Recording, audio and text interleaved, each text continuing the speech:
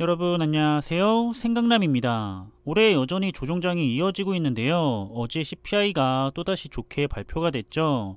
시장에는 긍정적인 현상이지만 아직도 위기에 대한 우려를 많이 하고 있는 분위기입니다. 하지만 언제나 시장은 위기가 곧 기회였다는 사실을 잊지 않았으면 좋겠고요. 그럼 이번에는 반도체와 관련된 내용을 한번 살펴보겠습니다. 현재 반도체 산업에 투자를 하는 ETF들에게 자금이 몰리고 있는데요. 우선 주가가 떨어질 만큼은 떨어졌다는 분위기하고 패드의 긴축 완화에 대한 신호, 그리고 중국의 리오프닝과 같은 이슈들이 투자들을 자극하고 있다고 분석을 하고 있습니다. 하지만 주요 반도체 기업들의 실적 부진이 계속해서 지속이 되고 있는 만큼 당분간 큰 성과를 기대하지는 말아야 한다고도 언급을 하고 있는데요. 일단 한국거래소에 따르면 최근 외국인 투자자들의 자금이 반도체 ETF들로 많이 유입이 된 모습을 보였는데요.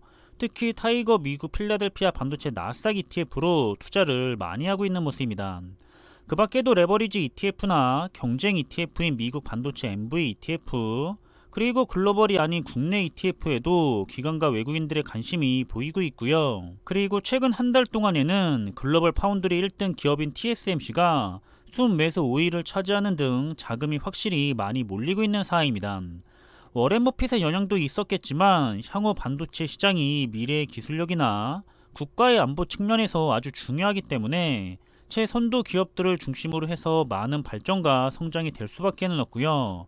그리고 반도체 산업도 역시 상위 종목에 대한 집중 투자가 필요한 시기라고 업계는 설명을 하고 있습니다. 따라서 현재 필라델피아 반도체 지수를 살펴보면 이번 조종장에서 고점에서 마이너스 45%가 빠졌었고요.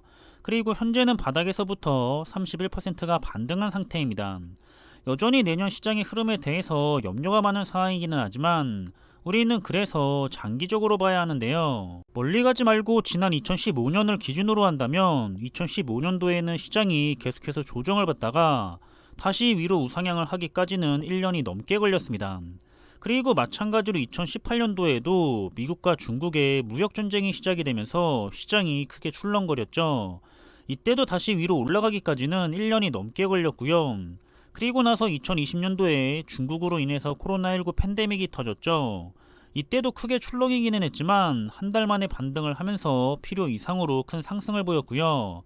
그렇기 때문에 이번 조정장에서도 원래의 자리로 돌아가기 위해서 큰 폭의 조정을 받고 있다고 볼 수가 있습니다. 그런데 지금 당장만 보면 너무 괴로운데 2030년쯤 됐을 때 지금을 본다면 어떨까요? 아마도 다시 오지 않을 저점이 되어 있을 가능성이 굉장히 클 겁니다.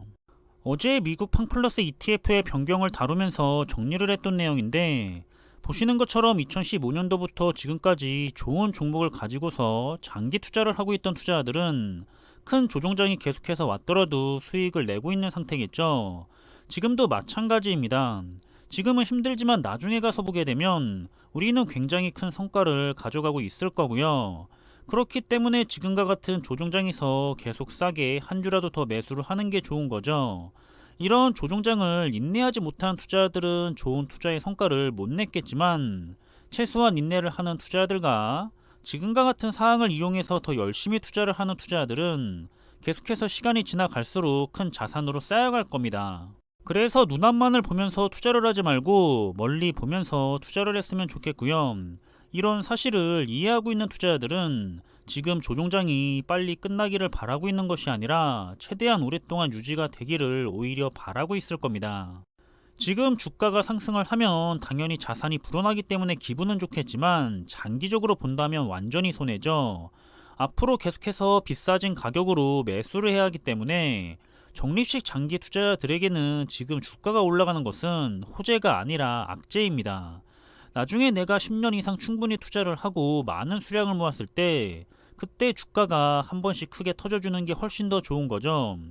장기 투자를 하다 보면 2013년이나 2020년과 같이 크게 자산을 점프시켜주는 해를 맞이하게 될 겁니다.